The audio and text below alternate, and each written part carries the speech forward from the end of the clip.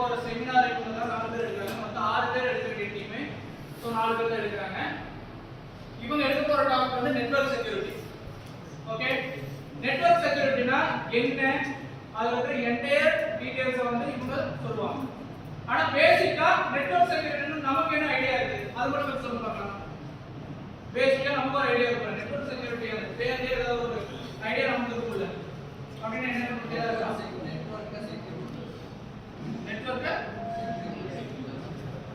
Sir சரியா தப்பா சொல்லலாம்.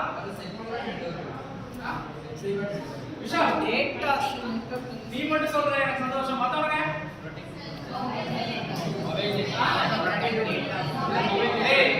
ஒரு விஷயம் நான் சொல்லியிருக்கேன், என்னைக்குமே கோரஸ் பாடக்கூடாது. உனக்கு தெரியுதே இன்ஸ்டிடியூட் சொல்லியிருக்கேன், நீ சொல்றது எதா இருந்தாலும் ஓகே என்ன சொல்லு. வேற அடுத்தது வேற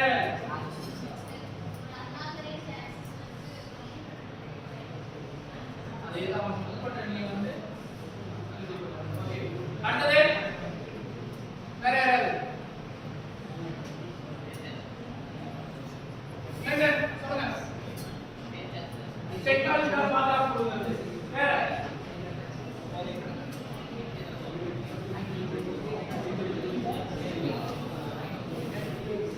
நெட்வொர்க் மூலமா உங்க டேட்டாஸை வந்து கலெக்ட் பண்ண முடியுமா முடியாதா?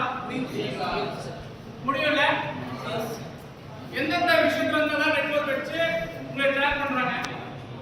வைஃபை வேற லொகேஷன் கரெக்ட் என்ன ஜிபிஎஸ் என்ன ஜிபிஎஸ் என்ன பர்பஸ்க்காக யூஸ் ஆகுது?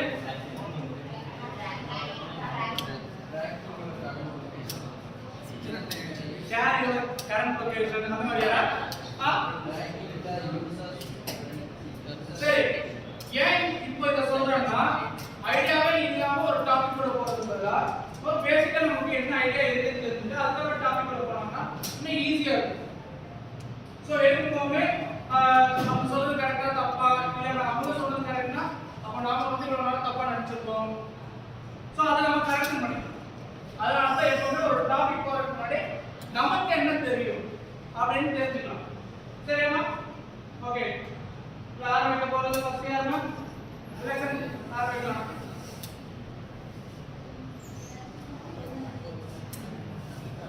நெட்வொர்க் செக்யூரிட்டி என்னன்னா கம்ப்யூட்டர் நெட்வொர்க்ல இருக்க டேட்டா வந்து சேஃப் அண்ட் செக்யூரா வெச்சுக்கிறதுக்கு தான் நெட்வொர்க் செக்யூரிட்டி யூஸ் பண்றோம். அது எப்படின்னா அன்ஆத்தரைஸ்ட் ஆக்சஸ், அது வந்து இப்போ நீங்கள் எல்லாரும் சொன்ன மாதிரி காலையிலே நம்ம பிசியில் சார் சொன்னார், அதே தான் அன்ஆத்தரைஸ்ட் ஆக்சஸில் டேட்டா மிஸ்யூஸ் ஆகக்கூடாதுக்காக நெட்வொர்க் செக்யூரிட்டி யூஸ் பண்ணுறோம். மோஸ்ட்டாக வந்து இதில் யூஸ் பண்ணுற பார்த்தீங்கன்னா நெட்வொர்க் செக்யூரிட்டி யூஸ் பண்ணுற மோஸ்ட்டாக யூஸ் பண்ணுவாங்க. மெசேஜஸ் வந்து யாருக்கும் தெரியக்கூடாது, ப்ரைவசியாக இருக்கும், ஏதாவது யூஸ் பண்ணுறது. அதனால நெட்வொர்க் செக்யூரிட்டி ரொம்ப இம்பார்ட்டண்டாக யூஸ் ஆகுது. அப்படி இல்லை அப்படின்னா டேட்டா ஸ்டோர் பண்ணுவாங்க. நெக்ஸ்ட் வந்து மால்வேர் டேமேஜ் நடக்கும். மால்வேர் டேமேஜ் சொல்றேன், websites can be shut off, company use பண்ணி வெப்சைட் கிராஷ் ஆகும். ஸோ வந்து சென்சிட்டிவ் இன்ஃபர்மேஷன் பாஸ்வேர்டு என்னோட பர்சனல் டீடைல்ஸ் வந்து அவங்க கேட்டாங்கன்னா நம்மளோட அதை சர்ச் பண்ணாங்க, அதே மாதிரி எல்லாமே இதாகிடும்.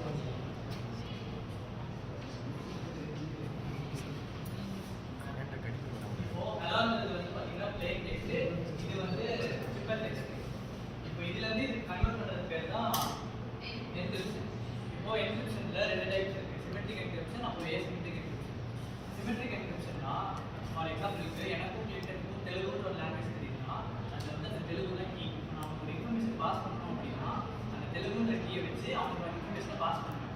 அப்போ அவன் என்ன பண்ணுவான்னா அதை அவன் ரீட் பண்ணணும்னு நினச்சா அதே தெலுங்குன்ற கீயை வச்சு அவன் அதை டீக்ரிப்ட் பண்ணி அண்டர்ஸ்டாண்ட் பண்ணுவான். இதுதான் வந்து பார்த்தீங்கன்னா சிமெட்ரிக் என்கிரிப்ஷன். ஆனால் இதில் என்ன ஒரு ட்ராபேக்னா இதே வந்து இந்த தெலுங்குன்ற கீ இந்த கீ வந்து வேற யாராவது உங்களுக்கு தெரிஞ்சா நம்ம டேட்டா எல்லாமே லீக் ஆகிடும். Next asymmetric encryption. சிமெட்ரிக் என்கிரிப்ஷன்ல பார்த்தீங்கன்னா என்கிரிப்ஷனுக்கும் டீக்ரிப்ஷனுக்கும் சேம் கீ தான். ஆனால் ஏசிமெட்ரிக் என்கிரிப்ஷன்ல different keys public key private கீன்னு ரெண்டு இருக்கு.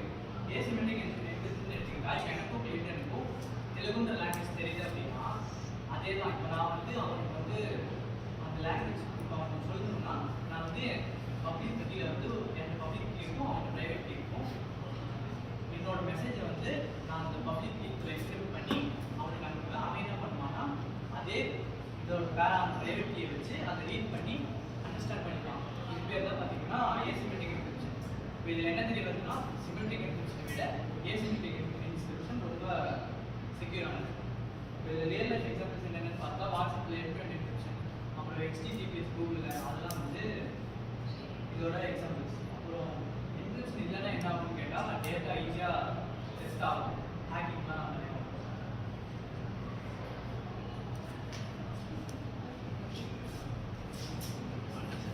இப்போ வந்து அடுத்தது வந்து ஆன்டிவைரஸ் சாஃப்ட்வேர் பற்றி பார்க்க போகிறோம். நான் ஃபர்ஸ்ட் வந்து ஃபயர்வால் சொன்னேன். ஃபயர்வால் வந்து கேட் கீப்பர்னு சொன்னேன். அது வந்து வரமா தடுக்கிறதுக்கு வந்து யூஸ் ஆகுது. இது வந்ததுக்கு அப்புறம் அது வந்து ப்ரிவென்ட் பண்ணிக்கிறதுக்கு யூஸ் பண்ணுறது தான் ஆன்டிவைரஸ் சாஃப்ட்வேர். இதில் வந்து டாக்டர் ஆஃப் கம்ப்யூட்டர்னு சொல்லலாம். இதில் வந்து வைரஸ் வந்ததுக்கு அப்புறம் மால்வேர் வந்ததுக்கு அப்புறம் அது வந்து ப்ரிவென்ட் பண்ணிக்கிறதுக்கு யூஸ் பண்ணுறாங்க. அதுக்கப்புறம் இது எதுக்கு முக்கியமாக யூஸ் ஆகுது அப்படின்னா நம்மளோட சிஸ்டமை வந்து டேட்டாஸை சேஃபாக வச்சுக்கிறதுக்கும் ஹெல்த்தியராக மூவ் பண்ணுறதுக்கும் இது வந்து யூஸ் ஆகுது. அடுத்து வந்து ஆத்தென்டிகேஷன் என்னன்னா யூசர் யாருன்னு வெரிஃபை பண்றது பேர் தான் ஆத்தென்டிகேஷன். சிஸ்டம் கிட்ட நீங்க தான் கரெக்டான பார்க்கிறது, அதுதான் வந்து ஆத்தென்டிகேஷன்.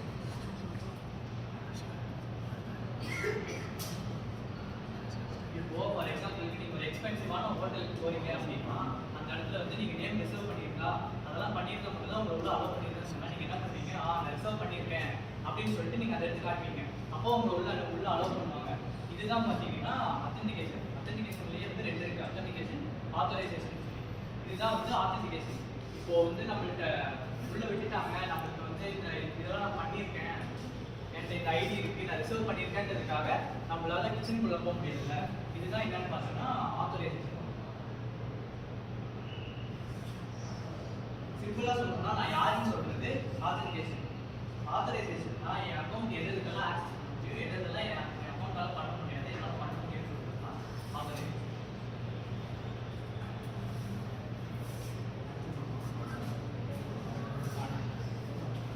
வந்து காமன் எக்யூப்மெண்ட்.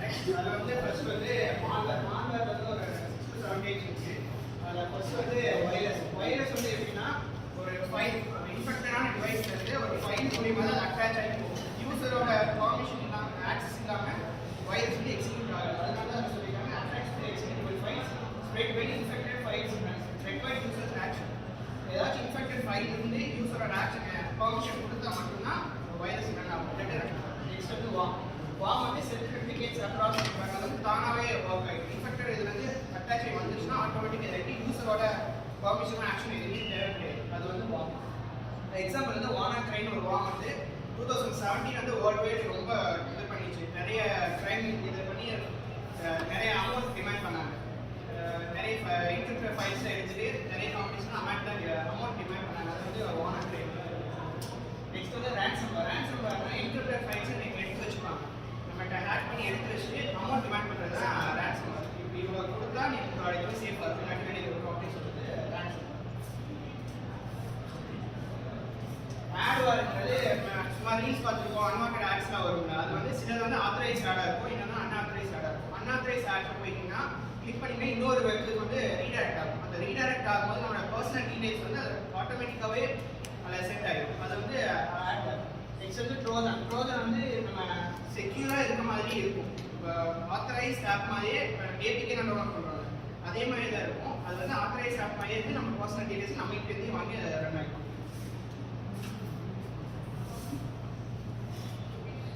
ஃபிஷிங் நேற்று சார் ஃபிஷிங் எடுத்துருந்தாரு அதே தான் ஃபிஷிங் இமெயில் ஃபிஷிங்னா பேங்கிங் மணி இந்த அஃபிஷியலாக இருக்கிறது மாதிரியே அவங்க ஃபேக்காக கிரியேட் பண்ணி அனுப்பிச்சு நம்ம டீட்டெயில்ஸ் எடுக்கிறது.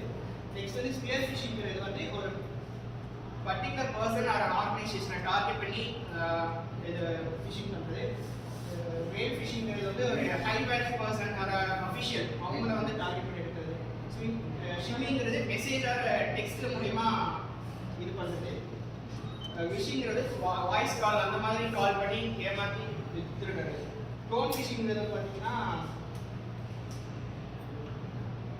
அதே தான் டேட்டாஸாக இருக்கும், இல்லைன்னா ஒரு சாஃப்ட்வேராக இருக்கும், ஏதாவது க்ளோன் பண்ணி வச்சிருந்து அதில் டேட்டாஸ் எடுத்துதான். ஃபார் எக்ஸாம்பிள் நான் ஒரு ஆப் நம்ம கொடுத்துருக்கோன்னு வச்சுக்கோங்களேன். இப்போ நார்மலாக ப்ளே ஸ்டோர் இருக்கிற ஆப் இருக்கும், மோட் ஆப்னு சொல்லிட்டு ஒரு இது இருக்கும். அதை நீங்கள் நெக்ஸ்ட் வந்து டவுன்லோட் பண்ணுறதுக்கு வித்தியாசம் இருக்கும். அதை வந்து நீ டவுன்லோட் பண்ணால் என்ன ஆகும்? அதுக்கு இதுக்கு சம்மந்தமே இருக்காது. அப்போ உங்கள் டீட்டெயில்ஸ் எல்லாம் நீங்கள் கொடுத்தீங்கன்னா அவன் எடுத்து யூஸ் பண்ணிக்கலாம்.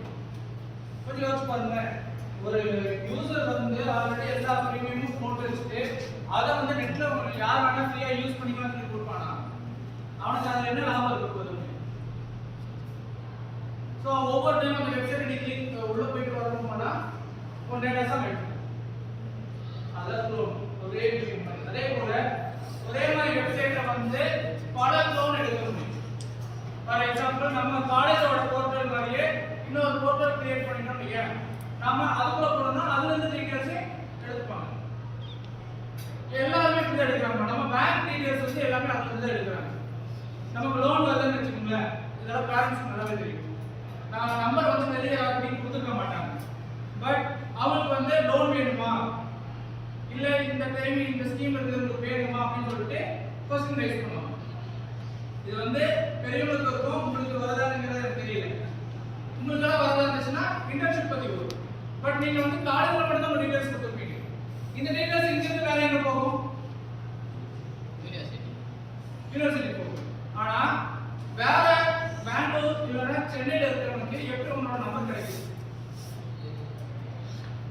எப்படி நம்பர் கிடைச்சு உனக்கு வந்து இன்டர்ன்ஷிப் தரேன்னு சொல்றான்? ஆக்சுவலாக இந்த ரியல் டைமாகவே நடந்த ஒரு விஷயம். என்னோட செகண்ட் இயர் டெவாப்ஸில் வந்து கிட்டத்தட்ட ஒரு 3 மாசமா நிறைய நம்பர் வந்து கால் பண்ணிட்டே இருக்காங்க. இன்டர்ன்ஷிப் தரோம். நான் கால் பண்ணி பேசும்போது என்ன சொல்றாங்கன்னா, கம்பெனி நேமோட சொல்றவங்களோட கம்பெனி இருக்குது உண்மையில அப்படின்னு. சரி நாங்கள் வந்து பேசுறோம் அப்படின்னு சொன்னோட அடுத்த நிமிஷம் அது கட் ஆயிடுது. நான் கேட்குற ஒரே விஷயம் அவங்ககிட்ட என்னன்னா, எப்படி என்னோட ஸ்டூடெண்ட்ஸோட நம்பர் உங்ககிட்ட கிடைச்சது? இல்லை அவங்க தான் ரெஜிஸ்டர் பண்ணாங்க அப்படின்னு. பட் என் ஸ்டூடெண்ட்ஸ் கிட்ட அப்படி ஒன்றும் ரெஜிஸ்டர் பண்ணாங்க. அவரோட டேட்டாஸ் போச்சு. அதாவது வேற யாராவது உங்களுக்கு இன்டர்ன்ஷிப் தரேன்னு சொல்லிட்டு வர ஃபேக் மெசேஜ் ஆகட்டும், இதெல்லாம் நீங்க கிளிக் பண்ணும்போது டேட்டாஸ் எடுக்கணும். இவன் சொல்ற இந்த ஃபிஷிங்ல இருந்தாவே அந்த கான்செப்ட் வரும். டேட்டாஸ் எடுக்கிறது ஓகேவா? பட் அதுல எந்த பண்ணுவாங்க கேஸ் ஸ்டடி மாதிரி ஒரு ஆக்சுவலா இதை வச்சு கேஸ் ஸ்டடி என்னெல்லாம் கொடுக்கலாம் கொஞ்சம் சொல்லுங்க பார்க்கலாம். ஒரு சின்ன ஐடியா இருக்கு. ஒரு டாபிக் எடுக்கிறாங்கன்னா அதுல எந்த டைப்ல வேணா क्वेश्चन கேட்கலாம். ஆனா இதை ஏன் ரொம்ப முக்கியமா சொல்றேன் தெரியுமா? இது ரொம்ப ரொம்ப முக்கியமான ஒரு டாபிக். ஆனா இதை கேஸ் ஸ்டடி நல்லாவே கேட்க முடியும். நீங்களே சூஸ் பண்ணி சொல்லுங்க பார்க்கலாமே.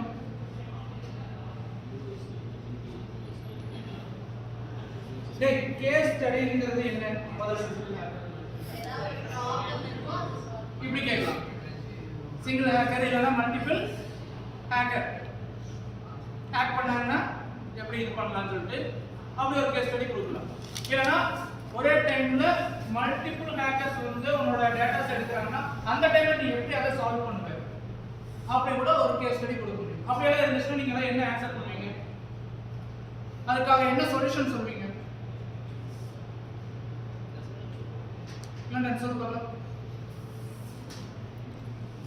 மல்டிபிள் ஹேக்கர் வந்து ஒரு டேட்டா வந்து எடுக்க பார்க்கறான்னு வெச்சுக்கோங்க, நீ எப்படி அதை சால்வ் பண்ணுவ? சும்மா ட்ரை பண்ணு.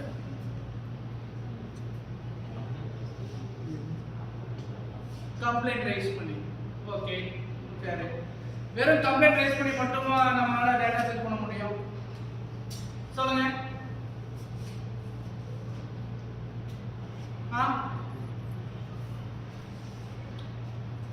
டேய் क्वेश्चन கேட்கும்போது ஈஸியா இருக்கும் சார் ஆனா இந்த ஆன்சர் சொல்ல வர மாட்டேங்குது அது உங்களுக்கு மைண்ட் வெஸ்ட் யாரா ஒருத்தர் ஆன்சர் சொல்லுங்க பாக்கலாம்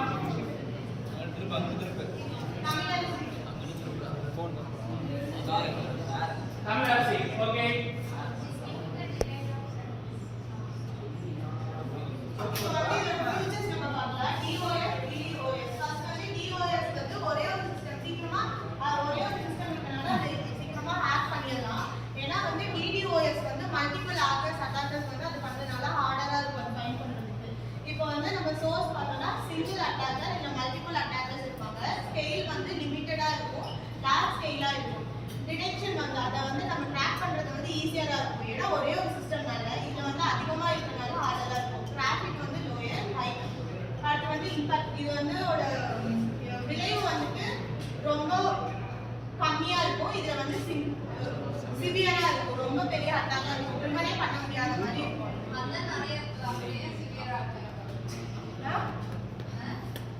அவங்க வந்து மல்டிபிள் அட்டாக்கர்ஸ் இருக்கனால சிவியரா இம்பாக்ட் ஆகுது.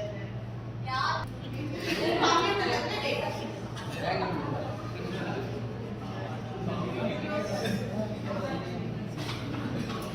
நெட்வொர்க் செக்யூரிட்டில மூணு டூல்ஸ் இருக்கு.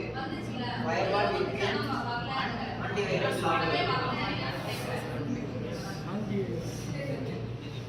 Security. Protects data from unauthorized access. னா நம்ம டேட்டாவை நம்ம மட்டும் ஆக்சஸ் பண்ண முடியும், வேற யாரும் ஆக்சஸ் பண்ண முடியாது. Prevent hacking and cyber attacks. Network security கரெக்டாக இருந்துச்சுன்னா ப்ரீவென்ட் அட்டாக்ஸ் வந்து சைபர் அட்டாக்ஸ் எதுவுமே நடக்காது. இன்சூர்ஸ் சேஃப் கம்யூனிகேஷன்னா நெட்வொர்க் செக்யூரிட்டி இருந்துச்சுன்னா சேஃபாக கம்யூனிகேஷன் பண்ணும். இன்க்ரீஸ் ட்ரஸ்ட் ஆஃப் யூசர்ஸ் வந்து கஸ்டமர்ஸ். நெட்வொர்க் செக்யூரிட்டி கரெக்டாக இருக்கிறதுனால அதிகமான நம்பிக்கையும் யூசர்ஸ்க்கு ஏற்படும்.